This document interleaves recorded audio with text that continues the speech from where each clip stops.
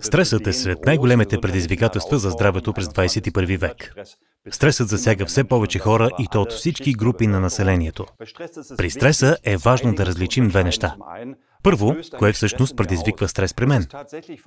Защото причините могат да бъдат много различни при всеки.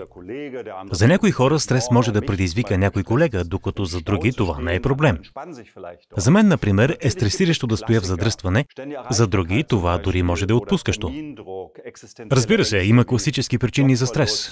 Например, ако винаги трябва да сме на разположение или притискащите ни срокове. Някои житейски страхове, като това да загубим работата си. Но също така общо валидни теми, които засягат всички ни, като климатичните промени, войната и други. Тези неща създават фон за стреса. Но независимо от това какво лично аз възприемам за стресово, реакцията на тялото при стрес при всички хора е еднаква. Това е една прастара еволюционна програма, която ни помага да се справим с спешни опасности. И разбира се, винаги става дума първо за енергия. Енергия, например, да избягаме, енергия да се бием. Ето защо става дума за осигуряване на енергия. За спешни ситуации това е абсолютно резонно и правилно.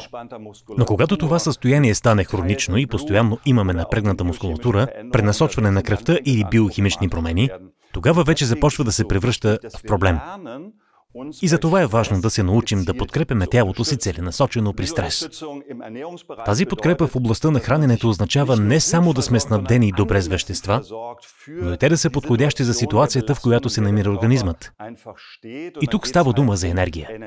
Тоест, хранителните вещества, необходими на тялото да произвеждат достатъчно енергия, за да запази работоспособността си, но и за да се защитава. И сигурно няма да е тайна, ако кажа, че при стрес това е трудно за нас. Да се справяме с срокове, липсата на време и така нататък. Това беше една от основните причини още преди 10 години Елард да разработи продуктите MindMaster. Продуктите MindMaster Red и Green правят точно това. Те са комбинация от растителни вещества и микронутриенти, които подпомагат тялото при осигуряване на енергия, които също така защитават тялото. Например, от такива биохимични последици, като оксидативен стрес и съпътстващите вреди. Новия MindMaster Gold наричаме още и напитка за добро настроение. Причината е не само златният цвят или свежият плодов вкус, който наистина е много добър, но тук става въпрос за микронутриентите като витамин D. Той е важен за производството на серотонин в тялото.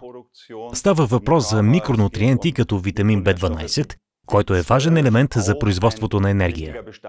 Става въпрос за повече коензим Q10, който се съдържа в MindMaster Gold. Това е едно от ключовите вещества точно при стрес и за снабдяване с енергия. И не на последно място, свежият плодов вкус.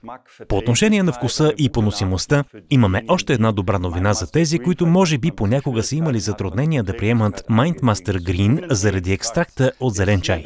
Тук той е заменен с бял чай, който значително подобрява поносимостта на продукта. Очаквам с нетърпение опита, който хората ще споделят за новия продукт. В миналото получихме доста положителна обратна връзка, дори за доста изненадващи ефекти. Желая ви много успех с MindMaster Gold!